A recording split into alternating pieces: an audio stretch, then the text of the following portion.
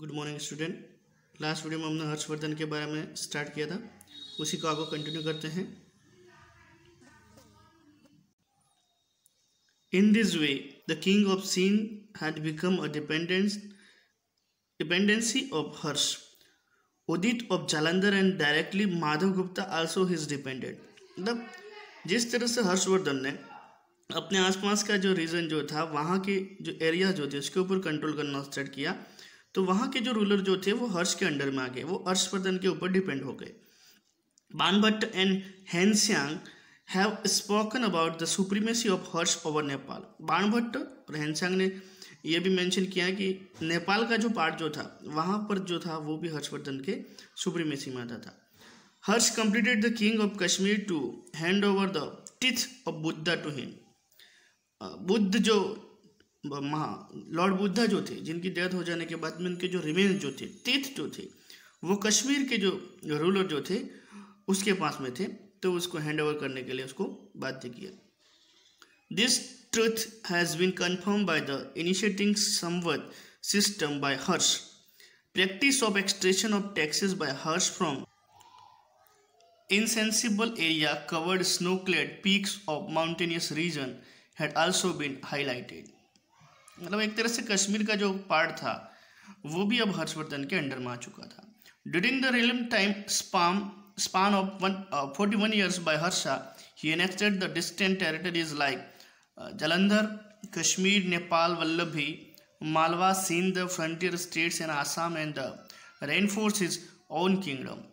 लगभग हर्ष ने 41 ईयर्स तक रूल किया और ऐसे कई सारे पार्ट जो थे, कई सारी जो टेरिटरी जो थी, उन सब के ऊपर उसने अपना कंट्रोल कर लिया।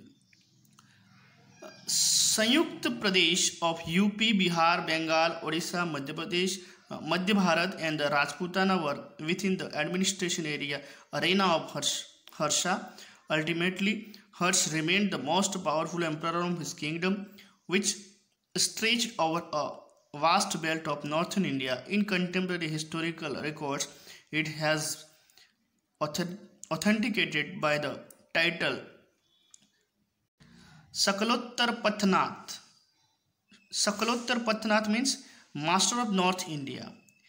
नॉर्थ इंडिया का जो पूरा एरिया जो था वो ऑलमोस्ट हर्षवर्धन के कंट्रोल में था, इसलिए इसको सकलोत्तर पथनाथ यानी कि मास्टर ऑफ नॉर्थ इंडिया कहा गया। To him by the intellectuals of the contemporary period, the empire of Harsh was stationed upon feudal system under royal administration। Harshvardhan का जो एम्पायर जो था उसका एडमिनिस्ट्रेशन जो था वो फेडरल सिस्टम में डिवाइड था। The home state was directly under the governance of King Harsh, but the relating to the other states of his kingdom, Harsh had only indirect control over them। मतलब पूरी territory जो थी वो हर्षवर्धन के under में थी, लेकिन वो पूरी टेरिटरी के अंदर रूल नहीं करता था। उसने वहाँ पर फेडरल जो थे वो अपॉइंट कर रखे थे, और एक तरह से वो फेडरल जो थे वो हर्षवर्धन के बिहाफ पर वहाँ रूल करते थे और वहाँ से टैक्स कलेक्ट करने का काम करते थे। The title named परमभट्ट Maharajadhiraj अखाधिकर Chakraborty Sarvabhauma Parmeshwar etc. awarded to him are the reflection that Harsh was gifted with some divine virtues। The king under the authority of Harsh were adorned with the different respectable titles Bhopal, Kumar, Lokpal, Nripati, Samant, Mahasamant and the Maharaja। Harshvardhan के under में जो rule करते थे, मतलब एक तरह से हर्षवर्धन के डिपेंडेंट जो रूलर जो थे उनको अलग अलग टाइटल जो थे उनसे उनको जाना जाता था। किसी को भोपाल, कुमार, लोकपाल, त्रिपति, सामवत, महासामंत, सामंत, महाराजा। Harsh granted to such kings not only the guarantee of their safety but provided them the relaxation in their administrative powers too। In the list his subordinate kings, the distinguished named of King Dhruv Sen II of Vallabhi। Harshvardhan जो थे वो न केवल उनको safety provide करते थे बल्कि जो एडमिनिस्ट्रेटिव जो रिलैक्सेशन जो थे वो भी देते थे। कौन कौन से ऐसे रूलर जो थे जो हर्षवर्धन के डिस्टिंग्विश थे? Dhruv Sen second of Vallabhi, Bhaskar Varma of Kamrup, Purva Varman of Magadh, Udit Jalandhar and the Madhav Gupta, the ruler of north prominent. Start करते हैं evolution of Harsha as a custodian of religion and knowledge.